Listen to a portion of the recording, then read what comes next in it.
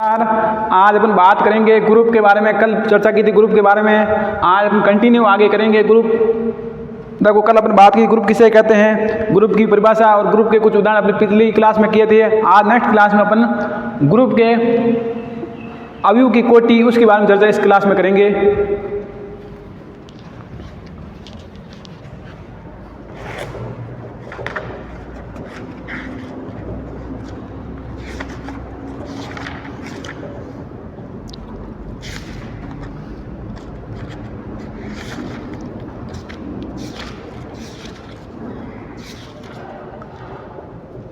अब देखो अपन कल ग्रुप की बात की थी, आज हम बात करते हैं कुछ स्पेशल ग्रुप होते हैं।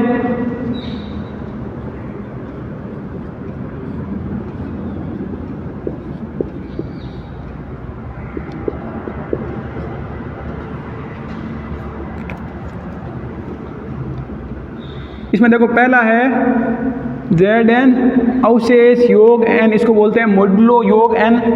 ये भी एक ग्रुप होता है। अब देखो इसका मीनिंग क्या है भैया को ZN में इसमें अवयव कौन से आते हैं। इसमें ZN समूचे में अवयव होंगे वो 0 से शुरू होगा, 1 2 3 ये N तक N-1 तक चलेंगे। अब देखो इसकी परिभाषा क्या होती है कि इसमें अवयव तो है वो 0 से शुरू होकर N-1 तक चलते हैं, लेकिन इसका मीनिंग क्या है अवशेष योग N का, इसको बोलते हैं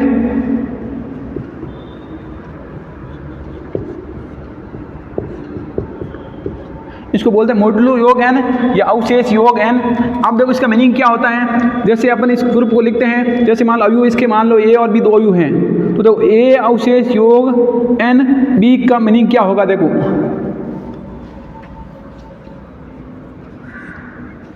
अगर देखो अपन A प्लस B करते हैं और वो क्या है N से छोटा है, A प्लस B करते हैं और अगर वो N से छोटा है तो अपन यहाँ पर लिखेंगे A प्लस B। और यदि आप A अवशेष मतलब A प्लस B करके A प्लस B वो क्या है लेस देन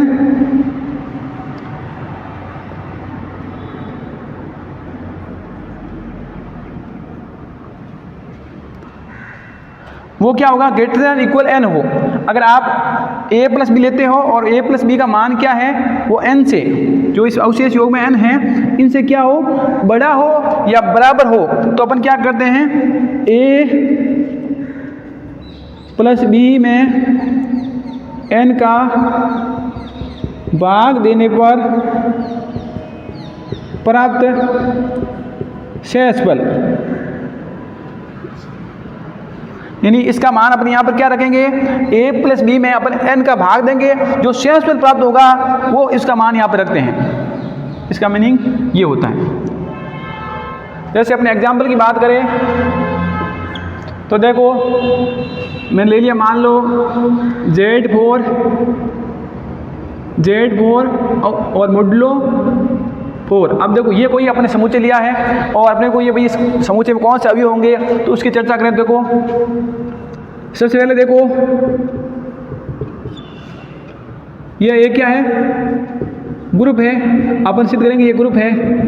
अब देखो सबसे पहले अपन देखना पड़ेगा इसमें अवयव कौन से हैं, तो अवयव की चर्चा करें तो अवयव देखो कौन से होंगे। इसमें अवयव होंगे Z4 है और सक्रिय है वो अवशेष योग 4 है, तो इसमें अवयव होंगे वो इस प्रकार आएंगे। देखो 0 से शुरू होंगे 0 1 2 3 और N-1 यानी यहाँ तक रहेंगे, 4 अवयव होंगे। अब देखो ये 4 अवयव हैं। अब अपने को देखना है सबसे पहले अपन बनाएंगे सक्रिय सारणी। अपन कुछ क्या करेंगे पहले सक्रिय सारणी बनाएंगे, तो सक्रिय सारणी क्या होगी देखो यहाँ पर लिखेंगे अवशेष योग 4, ये अपनी सक्रिय है अवशेष योग 4। अब देखो अवयव कौन से हैं 0 है 1 है 2 है और 3 है। यहाँ पे भी देखो 0 1 2 और 3। अब देखो इनके अवयवों के बीच में सक्रिय करवाएंगे और जो मान आएगा वो यहाँ लिखेंगे। अब देखो पहला है अगर 0 में 0 जोड़ेंगे तो क्या आएगा 0 आएगा। 0 है अगर N से छोटा है भाई एन से छोटा आ रहा तो अपन क्या लिखेंगे, जो अवयवों का मान होगा वही लिखेंगे, दोनों का a प्लस बी का जो योग होगा वो यहाँ लिखेंगे। तो 0 में 0 जोड़ेंगे तो 0 आएगा। अब देखो 0 में अगर 1 जोड़ूंगा तो क्या आएगा, 1 आएगा, वो भी 4 से छोटा है तो यहाँ 1 लिखूंगा। अगर 0 में 2 जोड़ूंगा तो आएगा 2, वो भी 4 से छोटा है। अगर 0 में 3 जोड़ूंगा तो भी क्या आएगा, 3 आएगा। आगे देखो 1 में 0 जोड़ेंगे तो क्या आएगा, 1 में 0 जोड़ते ही क्या आ जाएगा, 1 में 1 जोड़ेंगे तो यहाँ आएगा 2, 2 भी 4 से छोटा है। देखो 1 में 2 जोड़ेंगे तो होगा 3, और 1 में 3 जोड़ते कितना होगा, 4 होगा। अगर 4 होते ही इसके बराबर होते हैं पर क्या करेंगे, a प्लस बी में n का भाग देंगे, जो शेष पर आएगा वो लिखेंगे। तो देखो 1 में 3 जोड़ने पर आ रहा है 4 है, वो इसके बराबर आ रहा है, n के बराबर आ रहा है। तो अब n में इसका भाग लगाएंगे तो क्या अगर 4 में 4 का भाग एक बार जाएगा, शेष में क्या बचेगा 0, तो यहाँ लिखेंगे 0, अपने यहाँ शेष पर लिखेंगे। आगे देखो 2 में अगर 0 जोड़ते हैं तो क्या आता है, 2 में 0 जोड़ने के उपरांत क्या आएगा, 2 में 1 जोड़ेंगे तो क्या आएगा, 3, 2 में 2 जोड़ेंगे तो होगा 4, और 4 में अपन क्या करेंगे भाई a प्लस बी है वो n के इक्वल आते हैं, अपन क्या करते हैं n का भाग लगाते हैं। तो 4 का भाग लगाएंगे तो क्या आएगा, 0। आगे देखो 2 में अगर 3 जोड़ते हैं, 2 और 3 के बीच में सक्रिया करवाएंगे तो क्या होगा, 2 अवशेष योग, ये इस प्रकार होगा। देखो 2 अवशेष योग 4 और 3। अब a प्लस बी करेंगे आएगा 5, तो 5 में क्या करेंगे, 4 का भाग देंगे, यानी कि a प्लस बी है वो क्या है, n से बड़ा है। n से बड़ा होते ही अपन क्या करते हैं, n का भाग लगाते हैं। तो यहाँ भाग लगाएंगे तो क्या आएगा, देखो 5 में 4 का भाग देंगे तो भाग जाएगा एक बार, और शेष पर क्या बचेगा 1। तो अपन जो शेष पर बचता है वो यहाँ लिखते हैं, तो यहाँ शेष पर क्या आएगा, 1 आएगा। आगे देखो 3 में 0 जोड़ेंगे क्या आएगा, 3, वो 4 से छोटा है। 3 में 1 जोड़ते कितना आएगा, 4, और 4 आते ही अपन क्या करें, 4 का भाग लगाएंगे, क्योंकि अपने n का मान कितना है, 4 है। तो 4 का भाग देने पर शेष पर क्या आएगा, 0। आगे देखो 3 में 2 जोड़ेंगे कितना आएगा, 5, 5 में 4 का भाग देंगे, शेष पर बचेगा 1। 3 में देखो 3 जोड़ेंगे कितना होगा, 6। अब 6 में 4 का भाग देंगे, शेष पर कितना रहेगा, 2। ये आगे अपनी सक्रिय सारणी। अब सक्रिय सारणी प्राप्त होने के बाद आगे अपने क्या काम करना, देखो इसको ग्रुप सिद्ध करना है। तो ग्रुप सिद्ध करने के लिए क्या करना पड़ेगा, देखो अपने कल चर्चा की थी, ग्रुप सिद्ध करने के लिए 4 गुणधर्म है। पहला गुणधर्म है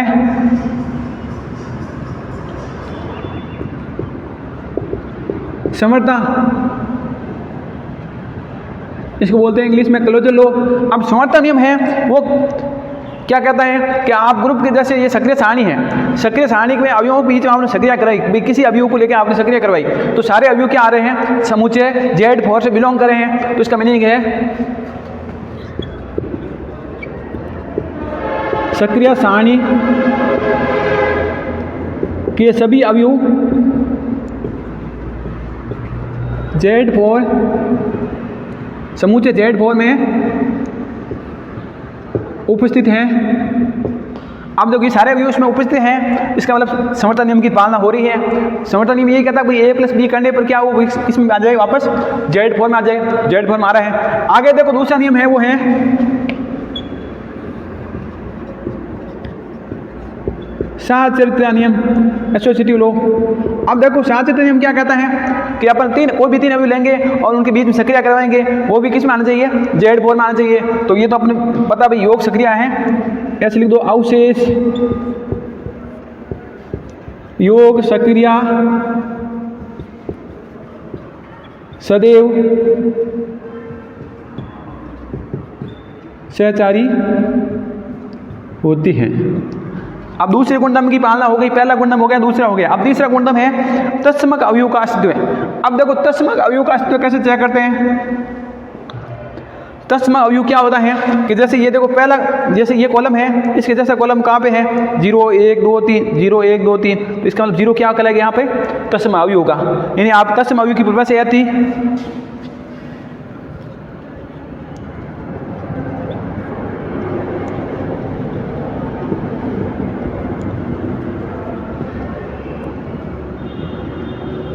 एग्जिस्टेंस ऑफ आइडेंटिटी एलिमेंट। अब देखो तत्समक अवयव की परिभाषा यह थी कि भाई अपन बात की थी कल कि अगर ए कोई अवयव है, समुच्चय Z4 का मान लो कोई अवयव है ए, अगर इसमें अपन क्या करते हैं, क्या जोड़े जिसे वापस क्या आ जाए, ए आ जाए। तो इन्हीं की अपन मान लो इसमें सभी अवयव में क्या जोड़ेंगे, 0 जोड़ेंगे, तो वापस क्या आएगा, ए आएगा। अभी देखो ए का मान क्या होगा, ए का मान या 0 1 2 3 4, आप किसी भी अवयव में जोड़ेंगे, 1 में 0 जोड़ेंगे तो भी आएगा 1 आएगा, 2 में 0 जोड़ेंगे तो भी 2 आएगा। इस प्रकार सब अवयव में जोड़ेंगे ना, वापस क्या आएगा, वो सेम अवयव आएगा।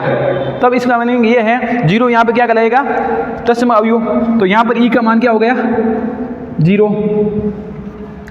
आगे देखो चौथा नियम क्या है, चौथा नियम था प्रतिलोम अवयव का अस्तित्व है।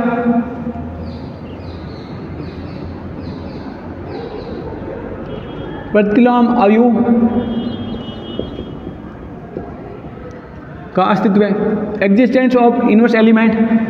प्रतिलोम अवयव क्या होता है, कल आपने चर्चा की थी प्रतिलोम अवयव की। पहले अगर आपने देखो तत्सम अवयव निकाल लिया तो अब अपने सक्रिय सारणी जाएंगे, जहां भी तत्सम अवयव है वहां एक बार कुछ रिमार्क कर दो। अब देखो ये 0 है, किन के साथ सक्रिय कराने पर आ रहा है, देखो 1 की सक्रिया 0 के साथ करवाएंगे तो क्या आ रहा है, 0 आ रहा है। 1 की सक्रिया 0 के साथ करवाने पर 0 आ रहा है। इसका मीनिंग है 1 का प्रतिलोम क्या हो जाएगा, 0। 0 की सक्रिया 0 के साथ कराने पर 0 आ रहा है, इसका 0 का प्रतिलोम क्या हो गया, 0। आगे देखो 1 का प्रतिलोम क्या होगा, इन 1 की सक्रिया किसके साथ करवाने पर 0 आ रहा है, तो 1 की सक्रिया आप 3 के साथ करवा दो तो क्या आ रहा है, 0 आ रहा है। इसका मतलब 1 का प्रतिलोम क्या होगा, 3 होगा। देखो 1 की सक्रिया 3 के साथ करवा रहे हो तो फिर आ रहा है 0। कहने का मतलब है आप जैसे 1 अवशेष योग 4 0 करने 3 पर अपने को क्या प्राप्त हो रहा है, 0। तो इसका मीनिंग है 1 का प्रतिलोम हो गया 3। आगे देखो 2 का प्रतिलोम क्या होगा, 2 में आप क्या जोड़ रहे हो, 2 में 2 जोड़ने पर 0 आ रहा है। इसका मतलब मीनिंग है 2 का प्रतिलोम हो गया 2। आगे देखो 3 में क्या जोड़ रहे हो कि 0 आ रहा है, तो 3 में आप 1 जोड़ रहे हो तो 3 का प्रतिलोम क्या हो गया, 1 हो गया। इसका मतलब प्रत्येक अवयव का प्रतिलोम भी इसमें विद्यमान है। आगे देखो अपने को अगर ये तो ग्रुप चेक करना होता है, यहाँ तक पर्याप्त है 4 नियम। आगे देखो अगर प्रश्न में ऐसे भी बोल दें कि सिद्ध कीजिए कि आबेलिक ग्रुप है, तो आबेलिक के लिए अपने 5 नियम और हैं। वो नियम है क्रम विनिमय नियम। अब देखो क्रम विनिमय नियम कैसे चेक करते हैं, अपन सक्रिय सारणी देखते हैं। देखो पहली पंक्ति के अवयव देखो और पहले स्तंभ के अवयव देखो, संगत अवयव क्या है, समान है। दूसरी पंक्ति दूसरा कॉलम, तीसरी पंक्ति तीसरा कॉलम, चौथी पंक्ति और चौथा कॉलम संगत अवयव क्या है, समान है। तो 5वां नियम भी क्या हो जाएगा,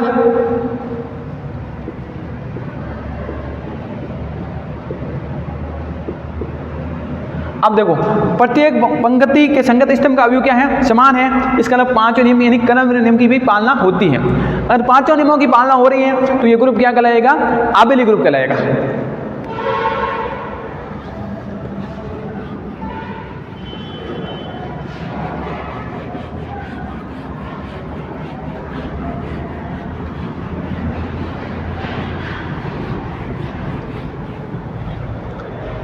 आगे देखो दूसरा ग्रुप है, विशेष ग्रुप है, वो है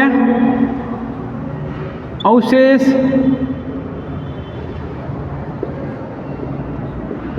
गुणन n, या इसको बोलते हैं मॉड्यूलो गुणन n। ये होता है Zn गुणन n। Zn समुच्चय है और ये सक्रिय है, वो है अवशेष गुणन n। अब देखो इसमें सक्रिय में पहले देखो इसमें समुच्चय में अवयव कौन से आते हैं, तो Zn में अवयव कौन से आएंगे, Zn में अवयव आते हैं, वो आते हैं 1 से शुरू होंगे, 1 2 3 n-1 तक चलते हैं। अब देखो इस सक्रिय का मीनिंग क्या है, गुण अवशेष गुणन n। अगर अपने Zn के मान लो कोई दो अवयव लेते हैं a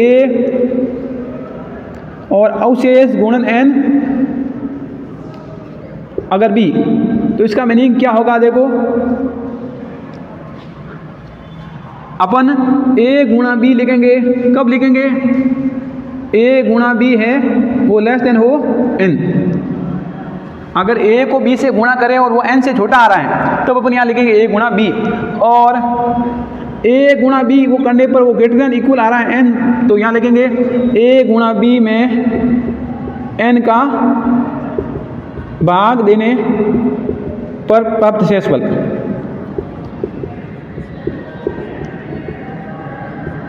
अगर अपन a गुणा b करें और वो n के इक्वल आ रहा है या n से बड़ा आ रहा है तो अपन क्या करेंगे, n का भाग लगाएंगे इसमें, और जो भाग लगाने पर जो शेषफल प्राप्त होगा वो यहाँ लिखेंगे।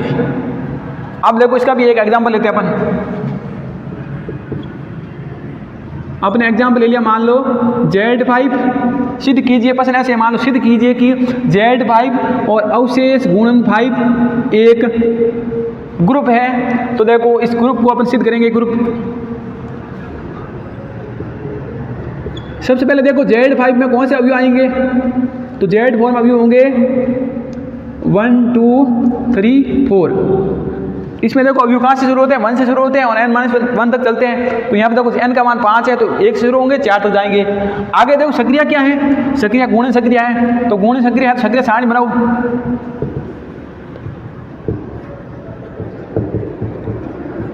अब देखो सक्रिय सारणी बनेगी तो यहाँ लिखेंगे अवशेष गुणन 5 और यहाँ पर अवयव कौन कौन से हैं, 1 2 3 और 4। यहाँ वापस लिख देंगे अवयवों को।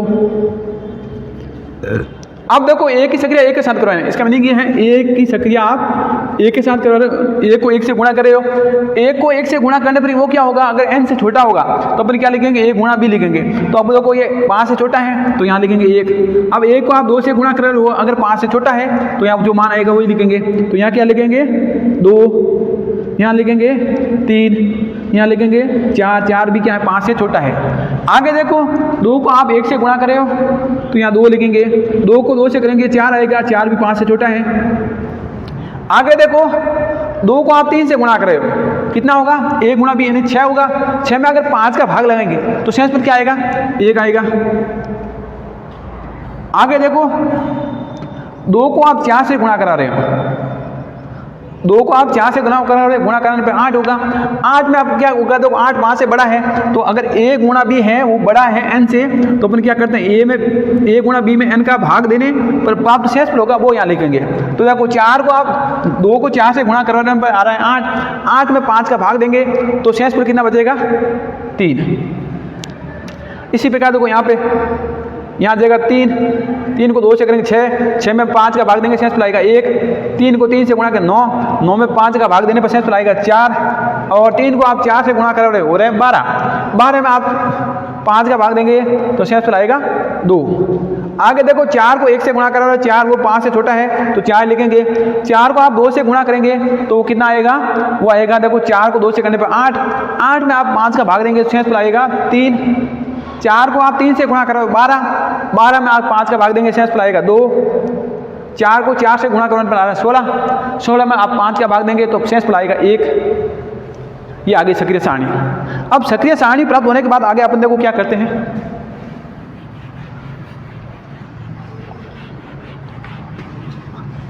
सबसे पहले सक्रिय सारणी निकल होती है, सक्रिय सारणी निकल गई। आगे अपने को देखो 5 गुणनम 4 5 गुणनम चेक करने हैं। तो पहला गुणनम है, ग्रुप है तो 4 गुणनम होंगे और अगर आबेली ग्रुप है तो 5 गुणनम अपने को जांच करनी पड़ेगी। अब देखो पहला है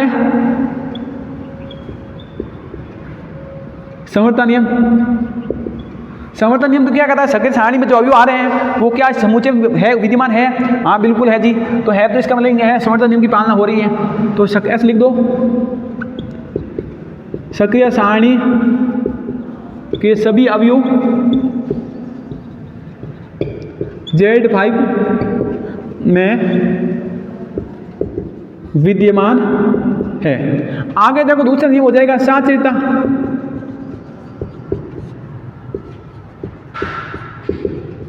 अब देखो साचर्यता नियम क्या कहता है कि अगर जैसे अपन कोई भी 3 अवयव लेंगे और अपन साचर्य नियम लगाएंगे तो वो किस में आएगा, Z5 में आएगा। या आप सीधा भी लिख सकते हैं, इसको ऐसे लिखेंगे कि अवशेष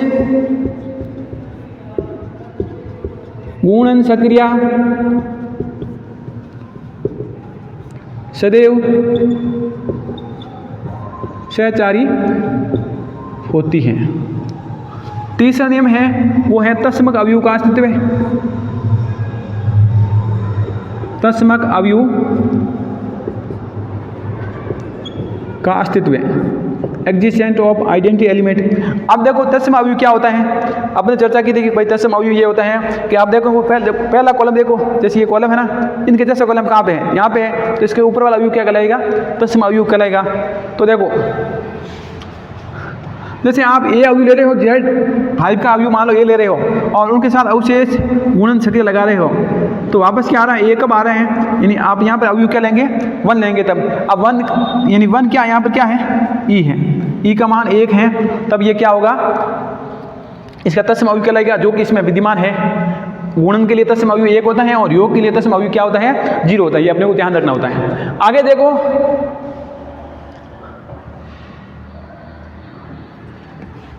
आगे चौथा नियम क्या है, देखो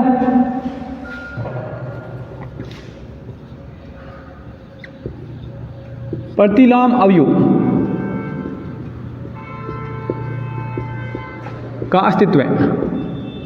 अपने को चेक करना है कि प्रत्येक अवयव का प्रतिलोम इसमें विद्यमान है या नहीं है, वो चेक करेंगे। तो देखो प्रतिलोम अवयव कैसे निकालते हैं, अपने भाई बात की थी तत्सम अवयव की। तत्सम अवयव यहाँ पर क्या 1 है, तो यहाँ देखो अपने सक्रिय की थी, सक्रिय सारणी में देखो जहाँ भी 1 आ रहा है वहाँ एक बार रिमार्क कर दो।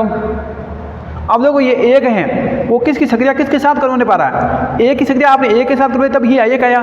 इसका मतलब 1 का प्रतिलोम क्या हो गया, 1 का प्रतिलोम 1 है। अब देखो 2 की सक्रिया आपने किसके साथ करवाई, जिससे आपने को 1 प्राप्त हुआ। तो 2 की सक्रिया आपने 3 के साथ करवाई, जिससे क्या प्राप्त हुआ, 1 प्राप्त हुआ। तो 2 का प्रतिलोम क्या हो गया, 2 का प्रतिलोम 3। आगे देखो 3 की सक्रिया आप किसके साथ करवा रहे हो कि वापस अपने को 1 प्राप्त हो रहा है, तो 3 की सक्रिया आप 2 के साथ करवा रहे हो, तो 3 का प्रतिलोम हो गया 2। आगे देखो 4 की सक्रिया आप किसके साथ करवाने पे 1 आ रहा है, तो 4 की सक्रिया 4 के साथ करवा रहे हो, तो इसका मीनिंग है 4 का प्रतिलोम क्या हो जाएगा, 4। तो प्रत्येक अवयव का प्रतिलोम इसमें विद्यमान है। आगे अपने को चेक करना होता है कि यह क्रमविधि में है या नहीं है, तो वो भी चेक लो।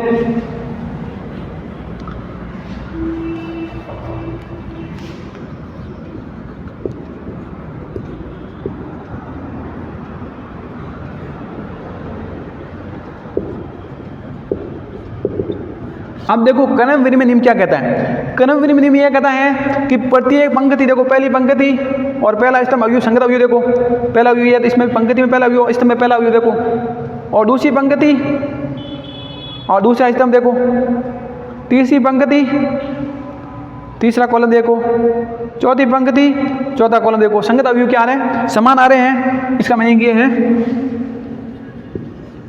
प्रत्येक पंक्ति के संगत प्रत्येक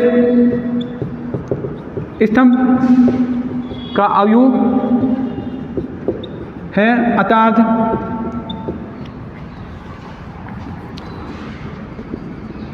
यह क्रम विनिमय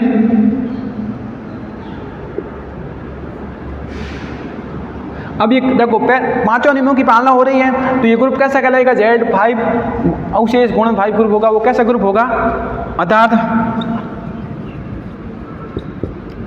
Z5 अवशेष गुणन 5 एक आबेली ग्रुप है। ये अपने को सिद्ध करना था और ये सिद्ध हो गया था। आगे देखो अपन बात करते हैं, ये तो विशेष प्रकार कुछ ग्रुप थे और ग्रुपों पे आधारित प्रश्न आता है, ग्रुप सिद्ध करना होता है, तो ये तरीका है। आगे जैसे प्रश्न आते हैं,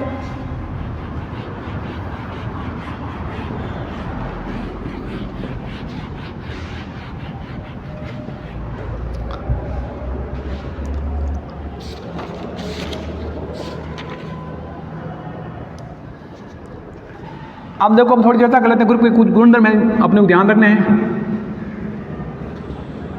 ग्रुप के गुणधर्म, अब देखो ग्रुप के क्या गुणधर्म होते हैं भाई, ग्रुप के कुछ गुणधर्म है। पहला गुणधर्म ये अभी देखो अपने निकाला था कि ग्रुप जी का तत्समक अवयव अद्वितीय होता है।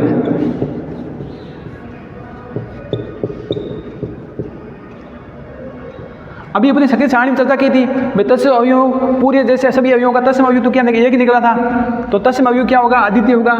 दूसरी बात ये ध्यान रखनी है,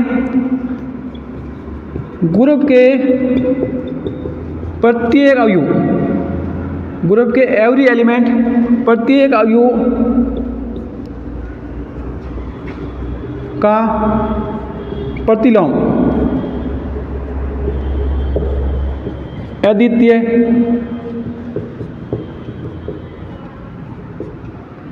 आप देखो इसका मीनिंग क्या है, ग्रुप का जो प्रत्येक अवयव है उसका एक प्रतिलोम होता है और वो अपने आप में क्या होता है, अद्वितीय होता है। ऐसे नहीं भाई जैसे दूसरे अवयव का प्रतिलोम भी वही है और इसी अवयव का प्रतिलोम भी वही, ऐसा संभव होता ही नहीं है। यानी प्रत्येक अवयव का प्रतिलोम क्या होता है, अद्वितीय होता है। तीसरी बात अपने को ये ध्यान रखनी है, प्रत्येक ए बिलोंग टू जी के लिए, अगर प्रत्येक ए बिलोंग टू जी के लिए कंडीशन क्या होगी कि अगर अपन ए बिलोंग टू जी है और अगर इसका अपन इन्वर्स का वापस इन्वर्स निकालते हैं वो ए के इक्वल आता है। प्रत्येक ए बिलोंग टू जी के लिए आप किसी अवयव का प्रतिलोम लेते हो और उसका वापस प्रतिलोम निकालते हो तो वापस वो किसके इक्वल आएगा, ए के इक्वल आएगा। चौथा नियम अपने को यह ध्यान रखना है वो है, अगर आप ए स्टार बी है इसका आप इन्वर्स लेते हो तो वो आता है B inverse star A inverse. इसको कहते हैं उत्क्रमण नियम।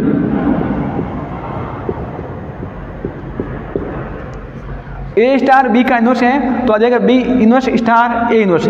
यदि अगर अवयव 3 होंगे तो कैसे होगा, देखो A star B star C का इन्वर्स लेते हैं तो वो आता है C inverse star B inverse star A inverse.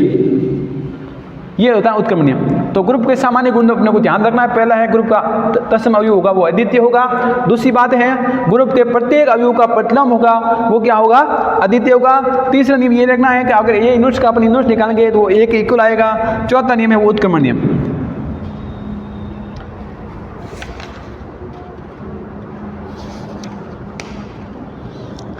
इसके साथ अपने को एक चीज और ध्यान रखनी है, देखो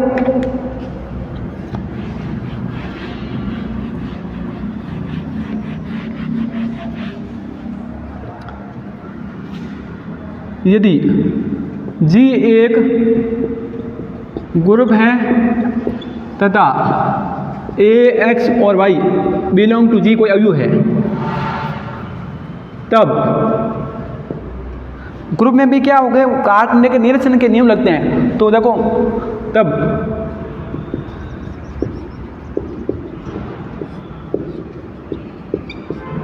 पहला नियम है वो है वाम निरीक्षण नियम। वाम निरीक्षण नियम क्या कहता है, अगर आप ए स्टार एक्स बराबर हो ए स्टार वाई, अगर x के साथ भी ए की सक्रिया और y के साथ भी ए की सक्रिया करा रहे हो तो क्या होगा, अब देखो ये आएगा x बराबर वाई, तब क्या होगा वाम साइड में गुणा हो रहा है a से, तो ये a से कैंसिल होगा। और वो कैंसिल कैसे होगा, अपन क्या करेंगे a इनवर्स से क्या करवाएंगे, सक्रिया करवाएंगे।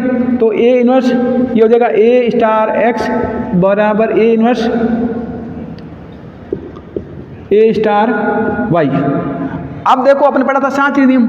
शास्त्रीय नियम क्या कहता है, अब देखो इन दोनों के साथ सक्रिय लगा रहे हो पहले आप, फिर इसके साथ गुणा करे हो, या अपन इसको ऐसे भी कर सकते हैं भाई, पहले आप इन दोनों को सक्रिय काम ले लो, A inverse star A star X बराबर हो जाएगा A inverse star A star Y. अब देखो अपन जानते हैं भाई कि अगर ए की सक्रिया है ए इनवर्स के साथ करवाते हैं तो आता क्या है, तत्सम अवयव आता है। अब तत्सम अवयव आता है तो इसका मीनिंग इसका मान हो जाएगा ई स्टार एक्स बराबर ई स्टार वाई। अब देखो ई तत्सम अवयव है, तत्सम अवयव को आप किसी अवयव के साथ सक्रिय करवाएंगे तो वापस वही अवयव आता है, तो क्या आ जाएगा एक्स बराबर वाई आ जाएगा। इसको बोलते हैं वाम निरीक्षण नियम। यानी अगर ए है वो वाम साइड में गुणा हो रहा है तो अपन इसको कैंसिल करते हैं तो होता है वाम निरीक्षण नियम। उसी प्रकार अपन बात करते हैं दूसरा नियम, वो है दक्षिण निरीक्षण नियम।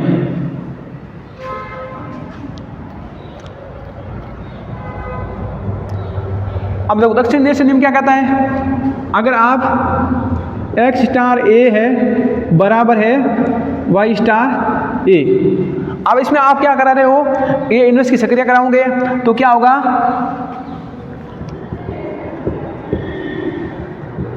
ए इनवर्स की सक्रिया करा रहे हो, ये ऐसे मान लो।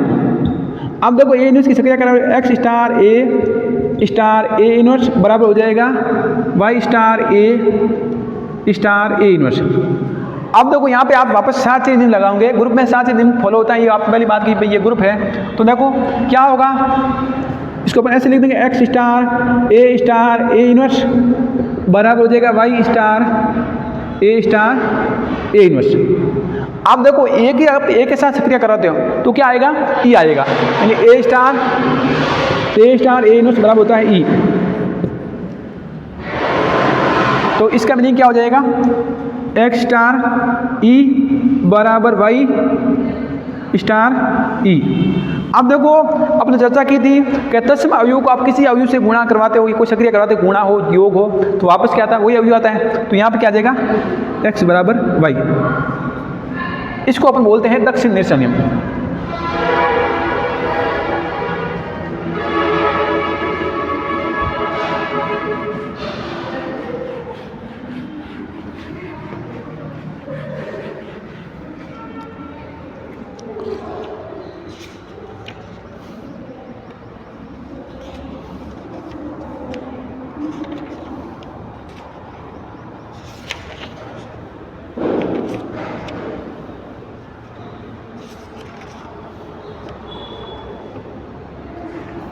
आगे देखो एग्जाम में हमेशा प्रश्न आता है, बहुत ही इंपॉर्टेंट क्वेश्चन है ये, एग्जाम में अक्सर आता है। क्वेश्चन है, यदि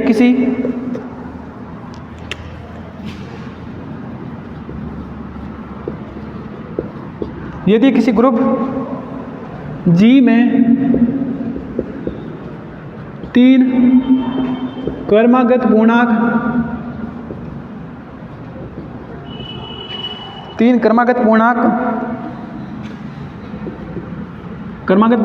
n के लिए AB की पावर n बराबर AN BN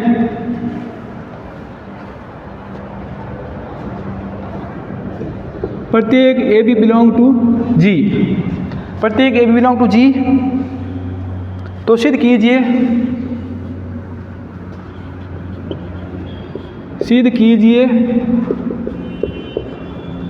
कि G एक आबेली ग्रुप है। अपने को देखो प्रश्न क्या बोला है कि यदि किसी ग्रुप G में 3 क्रमागत पूर्णांक n के लिए, मान लो पहला पूर्णांक n है तो 3 क्रमागत पूर्णांक क्या हो जाएंगे, n+1 और n+2 के लिए ये कंडीशन फॉलो हो रही है। ए बी की पावर n है वो बराबर आ रहा है a की पावर n b की पावर n, प्रत्येक अवयव ए बी बिलोंग टू किससे हो रहा है, G से हो रहा है। तो सिद्ध कीजिए कि G एक कैसा होगा, आबेली ग्रुप होगा, यानी G एक क्रमविनिमय ग्रुप होगा। अब देखो इसको अपने सिद्ध करना है, आबिल दिखाना है, इसका मतलब मीनिंग है अपने को सिद्ध करना है ए बी बराबर बी है। अब ये अपन सिद्ध करेंगे इसकी सहायता से। अब देखो सबसे पहले अपन मान लो, तो माना 3 क्रमागत पूर्णांक। अब देखो 3 क्रमागत पूर्णांक कौन कौन से होंगे, पहला पूर्णांक अगर मान लो n है तो दूसरा हो जाएगा n+1 और n+2, ये 3 क्रमागत पूर्णांक हैं। अब देखो तीनों क्रमागत पूर्णांकों की ये कंडीशन फॉलो होगी, तो देखो क्या होगा, अगर n लेंगे तो क्या हो जाएगा, ए बी की पावर n बराबर आएगा AN BN, इसको आप समीकरण दे दो 1। आगे देखो दूसरा पूर्णांक लेंगे तो कंडीशन क्या होगी, ए बी की पावर n+1 बराबर आ जाएगा a की पावर n+1 और b की पावर n+1, इसका आप समीकरण 2 दे दो। आगे देखो तीसरी कंडीशन क्या हो जाएगी, अगर आप अवयव तीसरा अवयव ले रहे हो तो क्या होगा, देखो ए बी की पावर n+2 होगी तो अपन इसको क्या लिख सकते हैं, a की पावर n+2 b की पावर n+2, समीकरण 3 देता हूँ।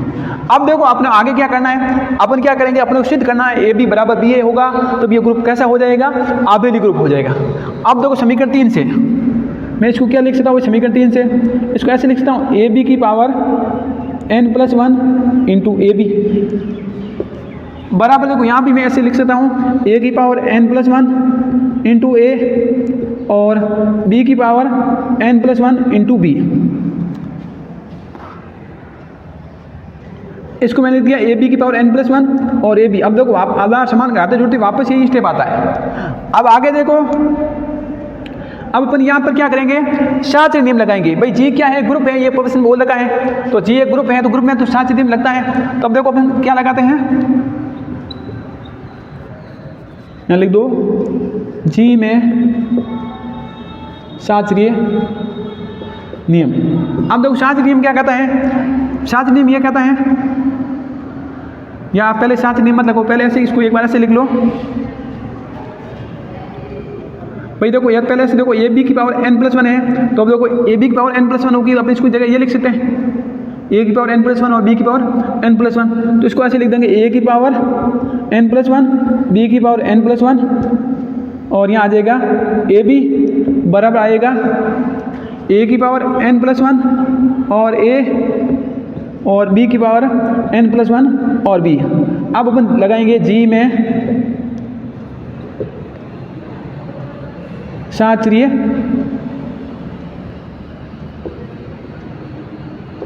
नियम।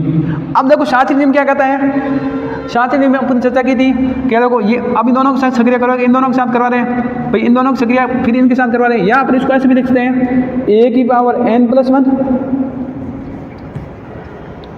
ए की पावर n+1 और यहाँ लिख देंगे बी की पावर n+1 और ए बी। यहाँ देखो यहाँ भी अपन अगर शास्त्रीय नियम लगाता तो इसको ऐसे लिख सकते हैं ए की पावर n+1 और यहाँ लिख देंगे ए बी की पावर n+1 और बी। अब आगे देखो अपने बात की थी निश्चय नियम की, जी में निश्चय नियम लागू होता है और जी क्या है, ग्रुप है, ग्रुप होता है, ग्रुप अपने चर्चा की थी पहले कि भाई जी में क्या होता है, निश्चय नियम लागू होता है। तो अपन यहाँ पर क्या लगाएंगे, वाम निश्चय नियम लगाएंगे, जिससे क्या होगा ए की पावर n+1 ए की पावर n+1 से कैंसिल हो जाएगा, तो आएगा क्या देखो बी की पावर n+1 और ए बी बराबर क्या आ रहा है ए बी की पावर n+1 और बी। यहाँ लिखने के वाम निश्चय नियम, यहाँ पर वाम निश्चय नियम लग गया। अब देखो अपने को लाना है बी ए। अब देखो एक चीज ध्यान, यहाँ देखो इसको ऐसे लिख सकते हो बी की पावर n, इसको क्या लिख सकते हो बी की पावर n, या एक बार इसको ऐसे लिख दो बी प्लस ए और इस बी को बाहर लिख दो आप, इसमें भी वापस शास्त्रीय नियम लगा सकते हैं। अब इसमें को वापस शास्त्रीय नियम ऐसे लिख सकते हैं ए बी की पावर n+1 और बाहर बी लिख देंगे। अब यहाँ पर देखो राइट दक्षिण की तरफ क्या है, बी है दोनों में, तो अपन यहाँ पर बी लगाते हैं दक्षिण निश्चय नियम। अब देखो दक्षिण निश्चय नियम क्या कहता है, इस बी से बी कैंसिल हो जाएगा, तो यहाँ आ जाएगा बी की पावर n+1 ए बराबर आ जाएगा ए बी की पावर n+1, ये आ गया। आगे देखो अपने को लाना क्या, बी ए बराबर ए बी लाना है। अब देखो मैं ए की पावर n से दोनों और सक्रिय करवा रहा हूँ, तो मैं यहाँ ए की पावर n से दोनों और सक्रिय कर रहा हूँ, तो इसको दोनों और गुणा करेंगे तो क्या होगा, देखो यहाँ ए की पावर n और ये आ जाएगा बी की पावर n+1 और ए बराबर ए की पावर n और ए बी की पावर n+1, दोनों तरफ ए की पावर n से सक्रिय करवा दिया।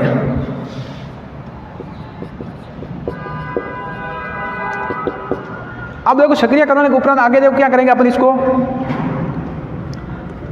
आगे अपन इसको ऐसे लिख सकते हैं भाई ए की पावर n और इसको लिख देंगे बी की पावर n और बी आधा समान घात जोड़ेगी वापस बी की पावर n+1 बन जाएगा। आगे देखो इसको क्या लिख सकते हैं आप, ए की पावर n इंटू ए और ये बी की पावर n+1, इसको ऐसे रहने दो बोले। अब देखो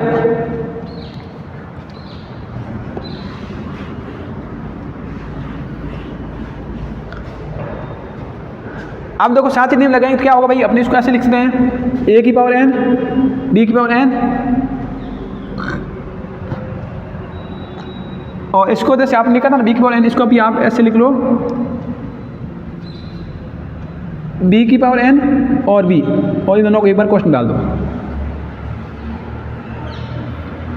अब देखो ए की पावर n बी की पावर n और यहाँ पे आ जाएगा बी ए बराबर, देखो इसको आप क्या लिख सकते हो, इसको ऐसे लिख सकते हो ए की पावर n और यहाँ पर इसको आप ऐसे लिख सकते हो उत्क्रमण नियम से बी की पावर n ए और बी। आगे देखो अपने इसको ऐसे भी लिख सकते हैं ए की पावर n बी की पावर n और यहाँ बी ए बराबर आ जाएगा यहाँ ए की पावर n बी की पावर n और इन दोनों को अपन वापस क्वेश्चन ले लेंगे तो क्या आएगा ए बी।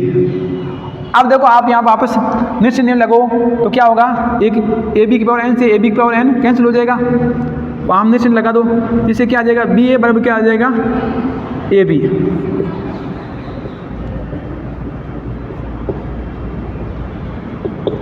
अब देखो बी ए बराबर ए बी आ गया, इसका मीनिंग है क्रम विनिमय नियम की पालना हो गई, तो ये क्या हो जाएगा, एक आबेली ग्रुप हो जाएगा, ये सिद्ध करना था। अतः ये एक आबेली ग्रुप है। यह आपके परीक्षा में अक्सर क्वेश्चन आता है, काफी बार आ चुका है।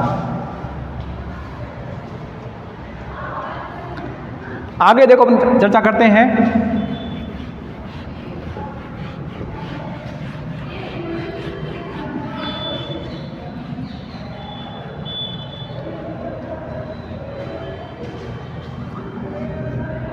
अपन चर्चा करेंगे ग्रुप के अवयव की कोटि।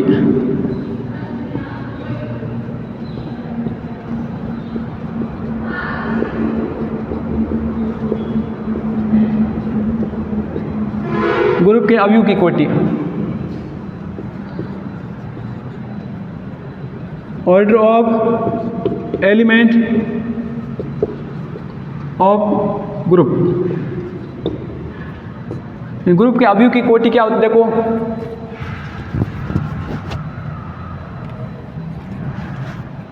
मान लो जी कोई ग्रुप है, अब ग्रुप में अवयव होंगे, अपन मान लो जी का अवयव ए है, माना ग्रुप के किसी अवयव ए की कोटि, अपने भाई ग्रुप में बहुत सारे अवयव, लेकिन पर्टिकुलर अपने किसी एक अवयव की बात करें तो वो अपने ऐसे लिखेंगे, माना ग्रुप के किसी अवयव ए की कोटि n कहलाती है यदि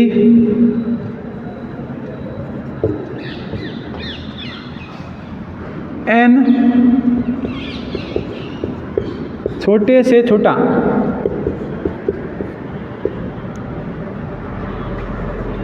न्यूनतम धनात्मक पूर्णांक, n छोटे छोटा न्यूनतम धनात्मक पूर्णांक इस प्रकार हो कि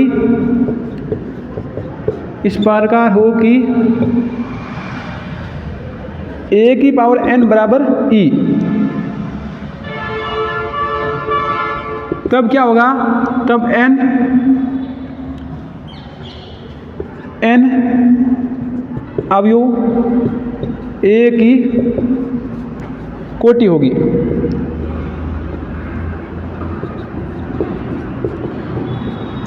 इसको अपन क्या करते हैं, इसे ऑर्डर ऑफ ए से प्रदर्शित करते हैं, इसको अपन ऑर्डर ऑफ ए से रिप्रेजेंट करते हैं। आगे देखो अपन इसको ऐसे भी लिख सकते हैं कि अगर a की पावर n बराबर करने पर क्या आ रहा है, e आ रहा है, तो ऑर्डर ऑफ a होगा वो क्या होगा, लेस देन इक्वल n होगा, ये इसका सिंबल है।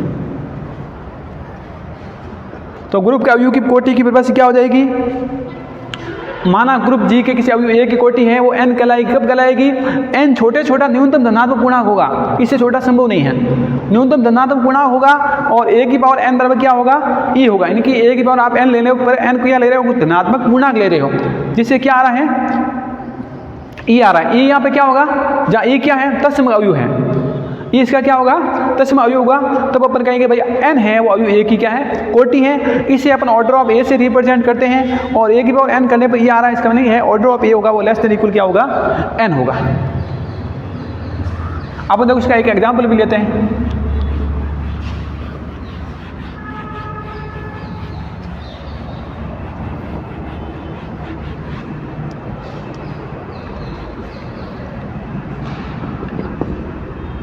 अगर g बराबर देखो अपने ऐसे ले लिया 1 ओमेगा स्क्वायर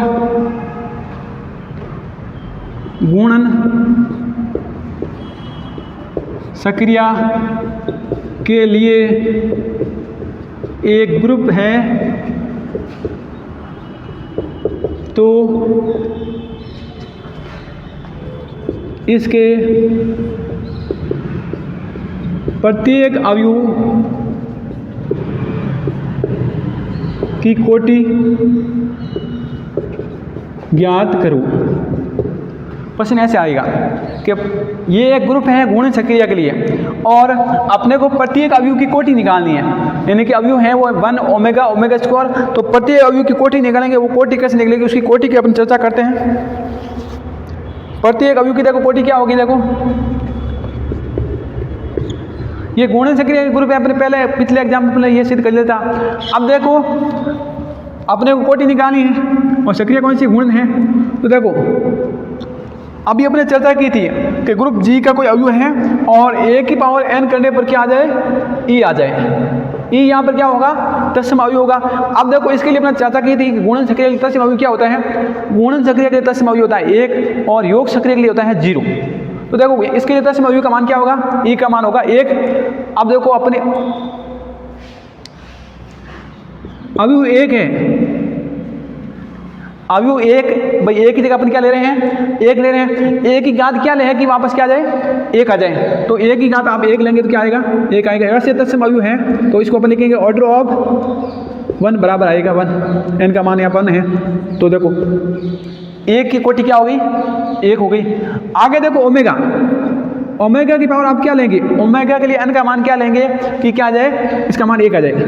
तो देखो ओमेगा की पावर 1 करने पर ओमेगा आएगा, ओमेगा की पावर 2 करेंगे तो भी क्या आएगा, ओमेगा स्क्वायर आएगा। अगर ओमेगा की पावर आप 3 लेंगे, ओमेगा क्यूब का मान क्या होता है, 1 होता है, तो इसके लिए n का मान कितना हो गया, 3। तो ऑर्डर ऑफ ओमेगा होगा वो क्या आएगा, 3। इसी प्रकार तीसरा अवयव देखो, तीसरा अवयव है वो है ओमेगा स्क्वायर। अब ओमेगा स्क्वायर की आप पूर्ण घात क्या लेंगे कि 1 आ जाए, ओमेगा स्क्वायर की आप पूर्ण घात क्या लें कि वापस e आ जाए।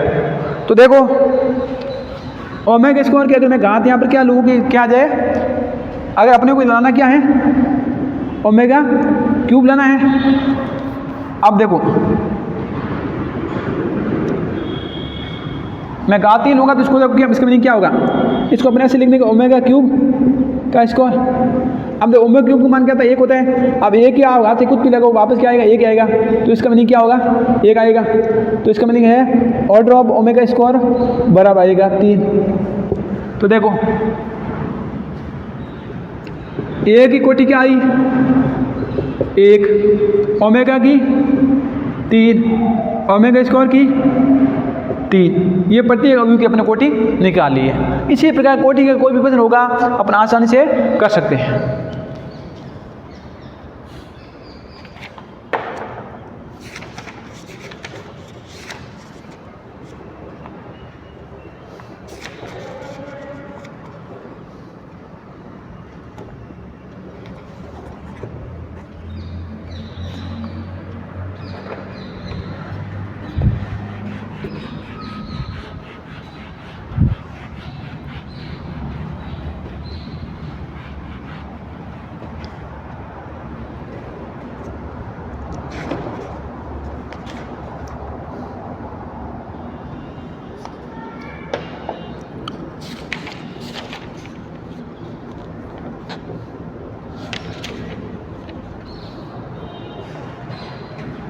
जैसे प्रश्न है अपने को g बराबर दिया हुआ है 1 -1 आयोटा और माइनस आयोटा,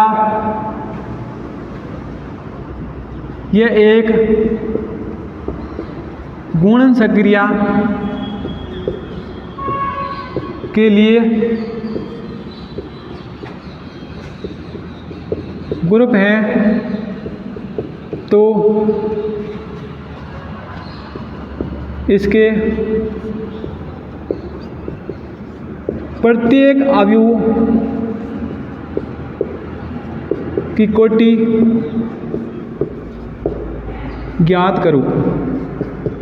अपने को प्रश्न बोला हुआ है भाई कि ये क्या है, गुणन सक्रिया के लिए क्या है, ग्रुप है। गुणन सक्रिया के ग्रुप है तो प्रत्येक अवयव के अपने को निकालने है कोटि। तो देखो कोटि की परिभाषा देखो, आपने चर्चा की थी भाई कोटि की परिभाषा ये थी कि a की पावर n करने पर क्या आ जाए, e आ जाए। तब अपन लिखते हैं कि ऑर्डर ऑफ a वो लेस देन इक्वल n होता है। अब देखो यहाँ पे सक्रिया कौन सी है, गुणन सक्रिया, और गुणन सक्रिया के तत्सम अवयव का मान क्या होगा, 1 होगा। तो देखो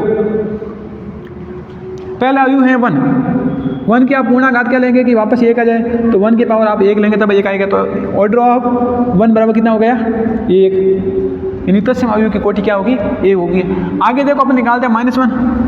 अब -1 की आप घात क्या लेंगे कि वापस 1 आ जाए, तो -1 की बात देखो, अगर 1 लेंगे तो -1 आएगा, अगर आप 2 लेंगे तो क्या होगा, -1 की बात 2 लेने पर क्या आ जाएगा, 1 आ जाएगा। तो इसका मीनिंग है ऑर्डर ऑफ -1 बराबर कितना आ गया, 2। इसी प्रकार जैसे देखो तीसरा अवयव क्या है, आयोटा है। आयोटा की घात आप क्या लेंगे कि 1 आ जाएगा। n का मान यहाँ पर क्या लेंगे, देखो आयोटा का, देखो आयोटा की पावर 1 लेंगे तो आयोटा आएगा, आयोटा की पावर 2 लेंगे तो आयोटा स्क्वायर 1 होता है। आयोटा का अगर घात 3 लेंगे तो क्या आएगा, माइनस का आयोटा आएगा, और आयोटा की घात क्या लेंगे, अगर 4 लेंगे तो इसका मान क्या आएगा, 1 आएगा। तो ऑर्डर ऑफ आयोटा बराबर कितना हो गया, 4। अब देखो माइनस आयोटा है, इसके आप घात क्या लेंगे कि 1 आ जाए। अब देखो आयोटा की घात अपन 1 लेंगे तो आएगा माइनस आयोटा, आयोटा की घात अगर 2 लेते हैं, माइनस आयोटा का स्क्वायर लेते हैं तो क्या होगा, देखो ये प्लस हो जाएगा, आयोटा स्क्वायर -1 आ जाएगा वापस। आयोटा का घात अगर 3 लेंगे तो क्या होगा भाई, माइनस आयोटा का घात आप 3 ले रहे हो तो इसके देखो माइनस आएगा, और आयोटा क्यूब का मान क्या होता है, ऐसे लिख देंगे आयोटा स्क्वायर इंटू आयोटा। अब इसका मान -1 होता है, माइनस या वापस आयोटा आ जाएगा, और माइनस आयोटा का घात आप 4 लेंगे तो मान क्या आएगा, 1 आएगा। तो ऑर्डर ऑफ माइनस आयोटा भी कितना होगा, 4 होगा। तो देखो प्रत्येक अवयव की कोटि अपन निकाली। इस प्रकार प्रत्येक अवयव की कोटि आप आसानी से ज्ञात कर सकते हो। कैसा भी प्रश्न हो अवयव की कोटि की अब चर्चा करें तो किसी भी प्रश्न के अपन आसानी से अवयव की कोटि निकाल सकते हैं।